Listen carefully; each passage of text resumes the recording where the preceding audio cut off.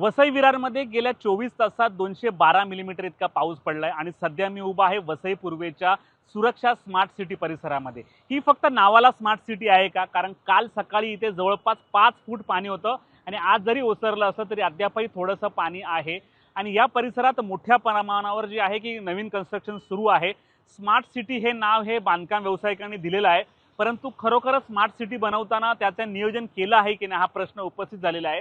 कारण गेल्या वर्षी देखील इथे 5 फूट पाणी होतं। कालचे व्हिडिओज जर पाहिले तर अक्षरशः गाड्या ज्या आहेत पाण्यावर तरंगत होत्या। 5 फूट पाणी म्हणजे लोक जाऊ शकत नव्हती, येऊ शकत नव्हती।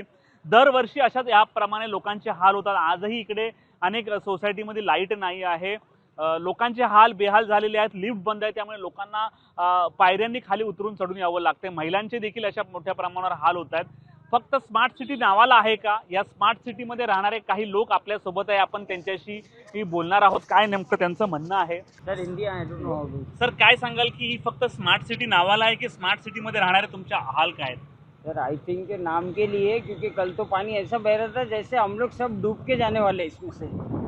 तो इट वॉज हॉरिबल। कितपत योग्य आहे? कसं आहे की जे उद्या पाणी भरलं होतं ना ते असं आहे की 5 फूटपर्यंत पाणी होतं आणि आमच्या विंगमध्ये लॉबीमध्ये पण पाणी गेला होता। इथे काय फक्त नाव स्मार्ट सिटी आहे, लोक पण स्मार्ट आहे, पण इथे जे व्यवस्था आहे ना हे नगरपालिकाचे यांचा काय पर्याय नाही आहे। कशाला दरवेळेला हे लोक बोलतात की बाबा मी निविदा काढला आहे आणि असा प्रोसेस झाला आहे, तर आत ह्यामध्ये काहीतरी हे होत नाही।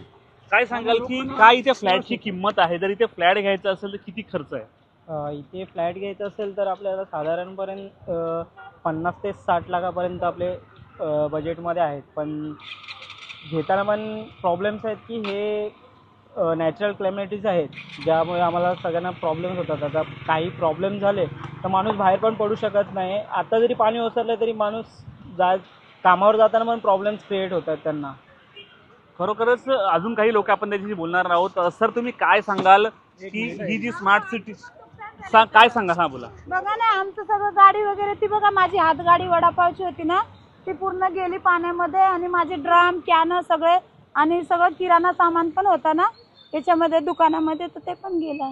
हा, तुम्ही काय सांगाल की या स्मार्ट सिटी बद्दल? नमस्कार साहेब, माझं नाव रोनिल केळशीकर। मी सूचित करू शकतो की आता जी काल परिस्थिती होती, मी ह्या सोसायटीत राहतो आणि इकडून फक्त इकडे मेट्रो शूट्समध्ये मी एक साधारण गोष्ट घ्यायला आलो तो घरातली, पण पाण्याचा फ्लो असा वाढला मला 4 तास त्या मेट्रोच्या इकडेच थांबावं लागलं आणि या सोसायटीमध्ये मला त्या लोकांनी मदत केली आणि मी तिकडेच थांबून राहिलो होतो। त्याबद्दल अडचण अशी झाली होती की इथे ट्रॅक्टर फसला काल, ट्रॅक्टर फसल्यामुळे त्याचा पण एक मोठा प्रॉब्लेम झाला होता। खरोखरच लोक सध्या या पाण्याला वैतागलेले आहेत। स्मार्ट सिटीमध्ये घर घ्यायचं की नाही घ्यायचं हा विचार आता लोकांना करावा लागणार आहे। जर तुम्ही एखाद्या सिटीला स्मार्ट सिटी नाव देतायत तर त्या शहराचं नियोजन हे झालं पाहिजे, पाण्याचा निचरा कसा होईल हे देखील झालं पाहिजे।